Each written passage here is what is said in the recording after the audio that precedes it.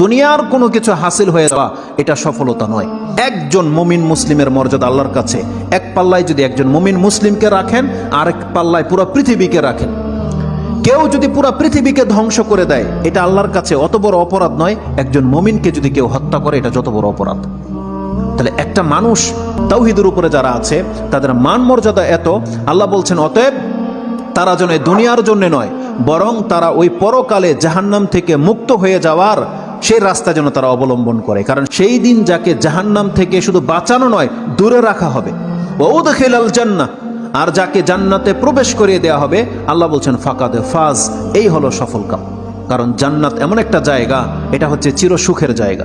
একবার শুধু কোনো ব্যক্তিকে জান্নাতে ঢুকিয়ে দিলে জীবনের যত পেরেশানি আছে সব দূর হয়ে যাবে, সব দূর হয়ে যাবে। তাহলে পরকালের ব্যাপারটা হচ্ছে এমন। আল্লাহ বলতেছেন সেই দিন যাকে জান্নাতে ঢুকিয়ে দেওয়া হবে, আল্লাহ বলছেন এই ব্যক্তি হচ্ছে সফল কাম। তাহলে এই সফলতা আসবে কিসে? একমাত্র আপনার ঈমান, তাওহীদ। আপনি আল্লাহকে মেনে নিয়েছেন, আল্লাহর বান্দা, আপনি আল্লাহর সাথে শিরিক করেন না, এমন প্রত্যেকটা ব্যক্তি সেই জান্নাত সে পাবেই পাবে। এটা আল্লাহ ওয়াদা করেছে।